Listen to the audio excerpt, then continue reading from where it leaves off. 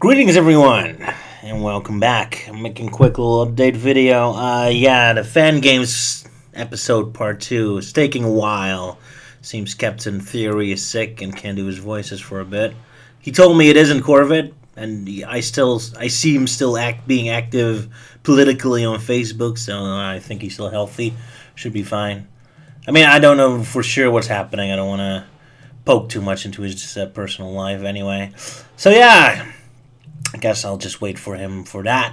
It's not like I've got plenty of other things to do in the meantime anyway. Kind of funny. I was planning on making this update video anyway, and then gee, today there happens to be a big update to mention.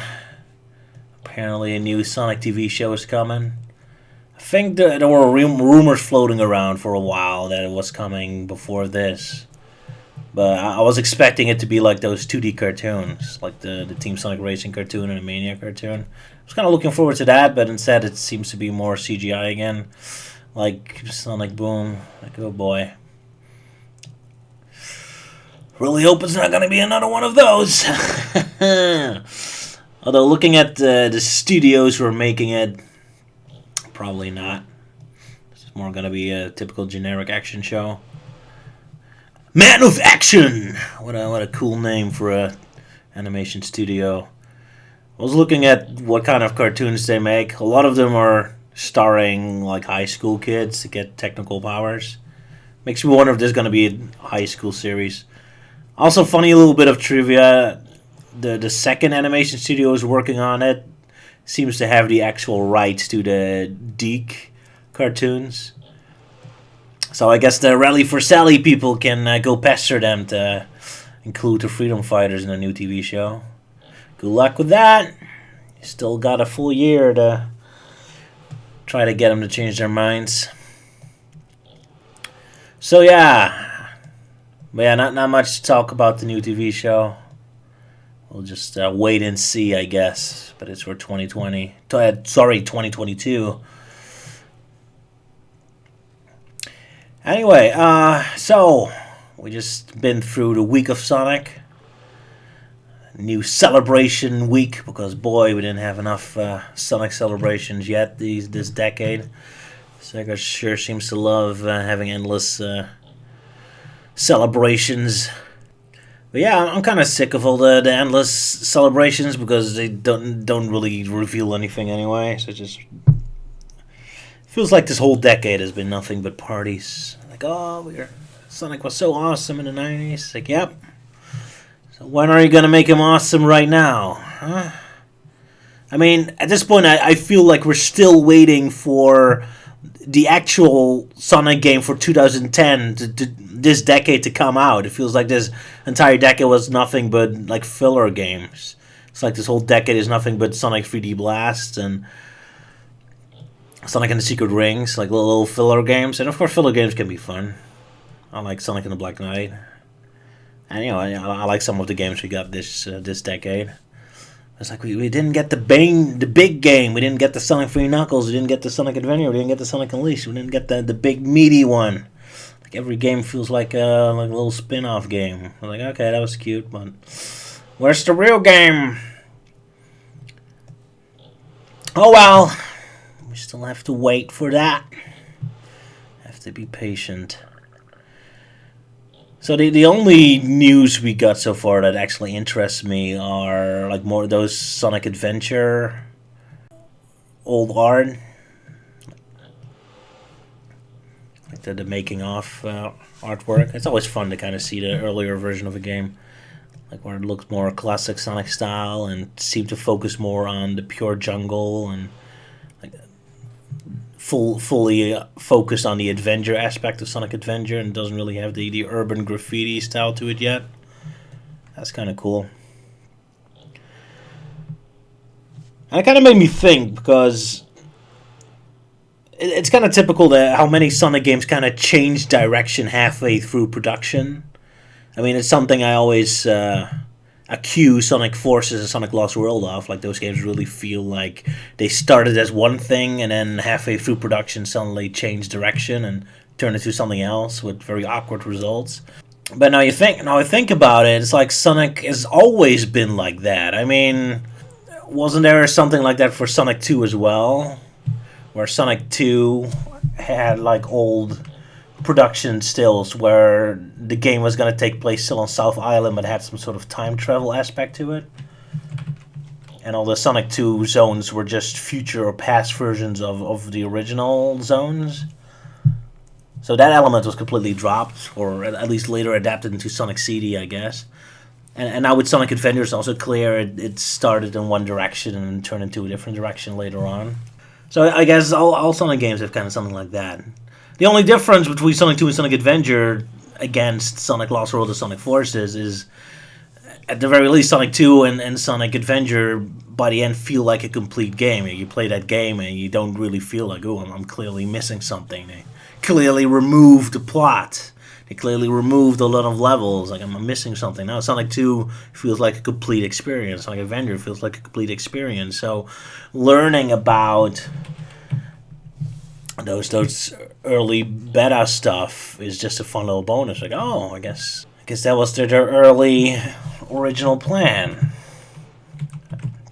And of course, you can have a debate if the original plan would have been better than the end results. Like, oh, would Sonic 2 would that game would have been better if it did have the time travel element to it? It would have been more epic, but perhaps a lot more convoluted. Would Sonic Adventure would have been better if the city never showed up and we just stayed with classic Sonic in the jungle? Of course, that's something you can always debate, but by the end of the day, the games we had feel complete. It feels like it is just a proper game. Although with Lost World and Forces, they don't feel complete. You play the game and you just know there's huge chunks missing somewhere. And yeah, noticing these things is this reason why I don't really care for that. The Sonic game they're working on now has extra time, because that's like an argument I keep hearing a lot now. Like, oh well, Sonic games need more time in the oven and need more time of production. The next game's gonna be good because it's been in the oven for 4 years. It's like, I don't know if Sonic team having more time is really that valuable. Like, I always get the impression they're constantly second guessing themselves or constantly like changing direction halfway through production. I mean, well, especially look into the history of Sonic Boom Rise of Lyric. I mean, I know that's not Sonic Team, but in how much Sega was constantly like running halfway through production and flipping the whole production upside down. Like, no, suddenly you have to go to the Wii U. No, suddenly you have to use this engine. Like constantly, like hysterically trying to shift it into a different direction. You can kind of see that with Sonic Team as well. How often they suddenly change direction. Like I got the feeling they would constantly be hysterically changing direction, and all of a sudden there's like new trends, and all of a sudden, oh, PlayStation 5 is out. Cancel production. Now the game has to be for PlayStation 5. So jump over to a new engine. I don't know. I don't think time is really the savior key for Sonic. I think it's more focus. What they need is focus. They need to just set up a game plan, a game development document, and just religiously follow that. Just focus. Just have a gun in their head. It's like, don't screw around anymore. You got the story. You got the concept. You got the game mapped out. It's like, and now just finish it. Now make it.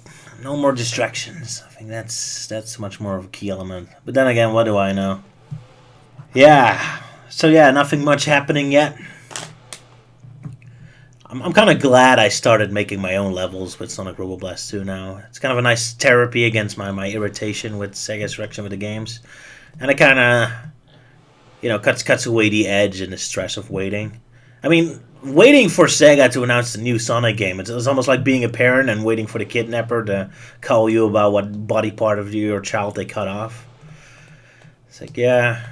Like, it's not like, oh man, I'm so excited for the next game. It's more just waiting for doom. It's like, oh, Sonic Team, what did you do now? What's happening with Sonic this time? What body part did you cut off now? How are you screwing up this time?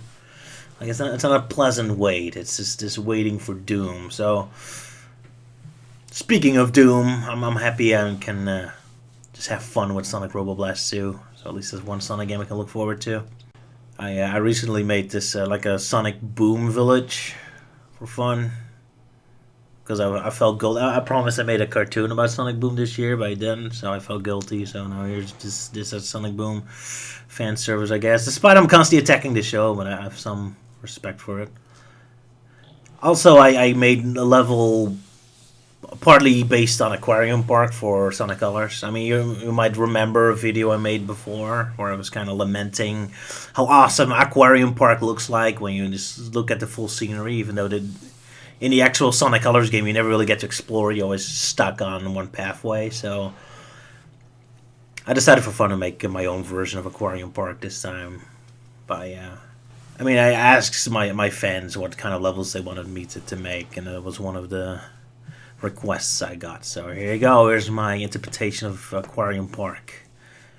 The version that's in the Sonic Boom level is very horror themed. It's more you're stuck in the caves. It's more darker and kind of plays off like a Jurassic Park thriller sequence. So there, the Aquarium Park element is kind of toned down. However, I also made a different level for a level design contest. It should be beginning any moment, and there I have a much more straight version of Aquarium Park, and even including like an outdoor ancient Japan section with an onsen and a little samurai village. I like making a little landscape like this. It's fun. That's one of the biggest things I'm missing with modern Sonic. Like Sonic Adventure always had like a nice setting, nice environment. Like Sonic Unleashed too. It's just fun to run around the levels. Nice scenery, man. And I mean, to be fair, modern Sonic games still have awesome scenery. It's just they don't let you like experience it. It's always far away in the distance. You're always stuck on a roller coaster in the sky with the landscape just far away from you. Like again, like Aquarium Park, it looks amazing. It's fantastic scenery, but you just don't really get to experience it. It's always far away in the distance. It's never really intimately interacting with it. And with Sonic Robo Blast, everything feels a lot more closer, a lot more on hands. I like that, prefer that. So one of the reasons why I love working on this. Anyway, yeah, Sonic Dissected. Yeah, I'm really behind my work here. Well, I can't really go on without the captain's help. I guess I could make an IDW Dissected in between. I promised that too. But I'm not super motivated, to be honest. I have some animations to finish first. Anyway, yeah, that was a quick little update video. So